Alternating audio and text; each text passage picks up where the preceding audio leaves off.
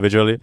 It was really hard to basically get even trades. Obviously, still some mistakes in not trading properly, but they were feeling it definitely, and very close to coming back, but unfortunately not.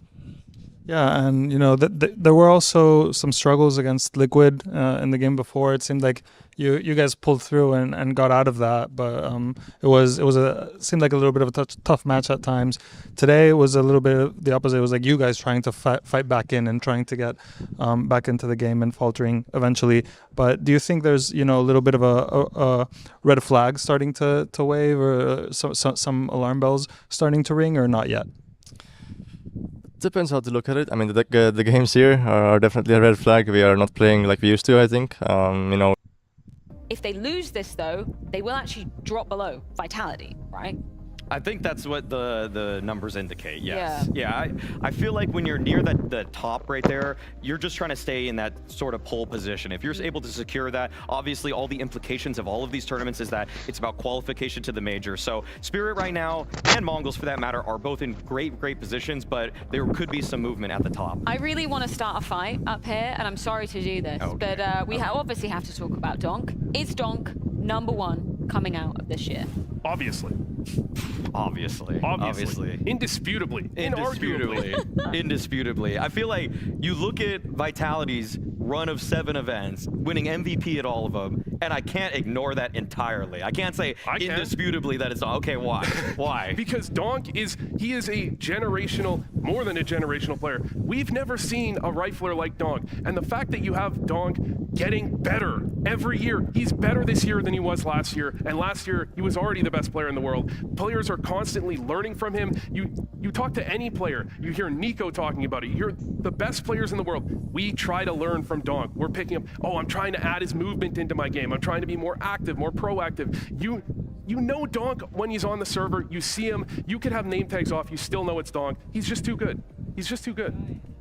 Donk is really on such another level, okay? Even though right now I'm still debating in my own head between the Donk ZywOo for #1 of the year, I would concur with Vu that Donk is the best player in the world today, okay? Achievement and how you're doing for the year does slightly differ from that, though.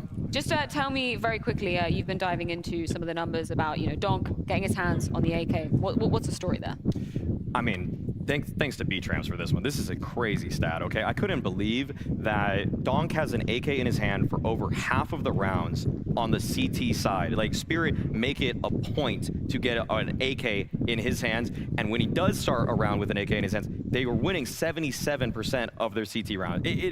Those are just absurd numbers, and they add to the gravitas of how meteoric the rise of this guy is. Like, he is changing the game on his And you're saying Zai was better.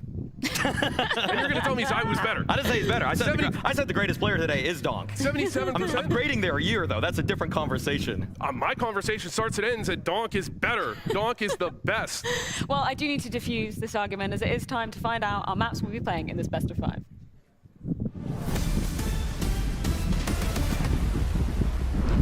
Of course, when it comes to a best of 5, it's much more about the order in which some of these maps will be played. My biggest question is Overpass. Is this something that Spirit are going to be willing to pick out a bit earlier, do you think? Given that they have more reps on it recently, I would like to see Spirit pick it maybe in their second phase instead of letting it go to the decider. In terms of the picks, though, I'm a little bit surprised that actually Spirit already go for the nuke early on. I feel like that is, I'm actually quite surprised, because that's been the one map Mongols has been kind of decent against Vitality on. Yeah, that's a map that you expect to, it's a best of 5, it can't get banned. You expect it a little bit later, you expect Mirage Dust 2. Those are the 2 maps you're always expecting as the first 2. That is a map that we talked about in the major final. Mongols banned that against Vitality. This is a map where they've beaten Vitality on it, though, and I think the reason that we saw they were moving back from it is because Senzu's quite weak on that map, and I think Spirit might have noticed that.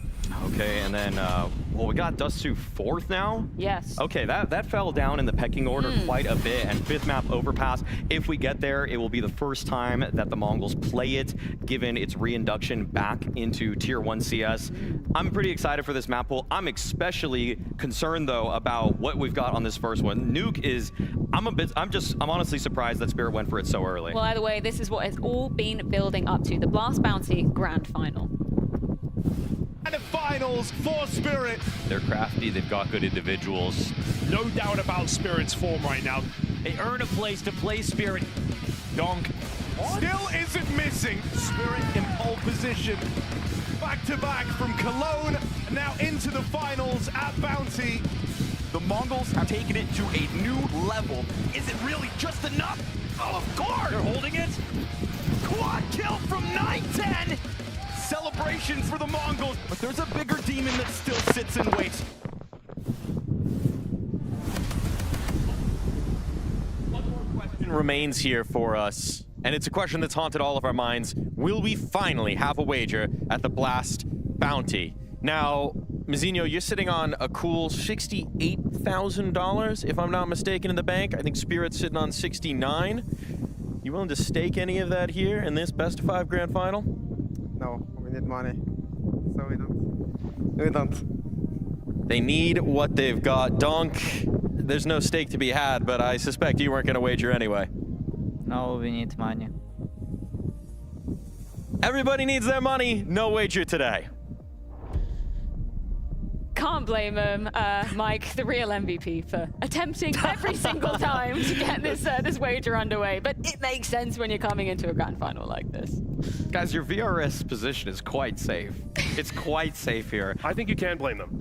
I think you can blame them. They could have bet everything. They're static in the VRS. It doesn't matter that much. Just bet the money for the aura. Come on. Maybe next season. Maybe next season, gentlemen. Either way, Nuke, very, very exciting start to this best of 5. Does this open up room, Maui, in your mind for this to be, you know, potentially going to all 5 maps now? It feels like teams have underrated Mongols as Nuke for a bit until Vitality lost twice in a row on it to them. Now, for Spirit to go for this, I just have to think that Holly and Chopper came up with some neat game plan that's going to unsee the defense from that team. I'm personally very concerned about Mizinho, though, on this map. This is one where I feel like he has such a strong responsibility on ramp. He kind of has been sort of quiet for me, Vu, throughout this tournament thus far, and I feel like Spirit, they don't mind doing a mid-round ramp hit against him. Yeah, I think Mongols have underrated their own Nuke, and I think that's baiting teams into it. I think this could be one where Spirit have a lot of troubles. Mizinho is a name I wanted to bring up because when you look at Nuke for this team, last year Senzu their best player, this year their worst player statistically on Nuke. He's the bottom fragger for them on Nuke. So you need Mizinho, who has been a little quiet this tournament, who is their best player on Nuke. He's their ramp player. He knows how to get active. He knows when to push. He knows when to leave ramp and maybe stack up, or he needs to be able to summon that energy, summon that, and carry this team, because this is the map where they need him most. Hallie's got a lot to say before diving into this one, understandably so. What do you think they have been cooking then to be putting up to the Mongols? I feel like there's going to be a decent amount of misdirection here. If you're Spirit, you're not coming into this with some super basic game plan of just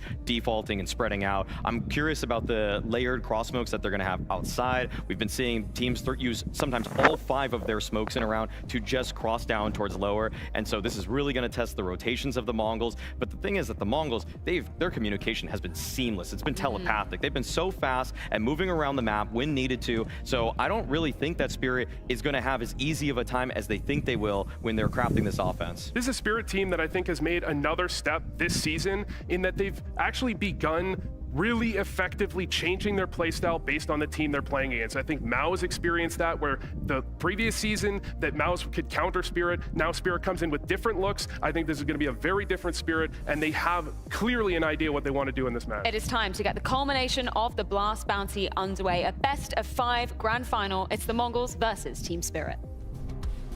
The tale of firsts when it comes to the Mongols. First it was breaking into top 8s, and then it was staying there, and then it was slaying the beast that was Vitality. Another first lies ahead of them this evening in a best of 5 grand finals over Spirit. And for a team that only 24 hours ago finally beat a top 3 team this year, can they truly do that now versus another one of what has previously been insurmountable challenges cranked to a 10 in a BO5 series? In terms of Mongols' runs in tournaments, this is going to stand above all the rest.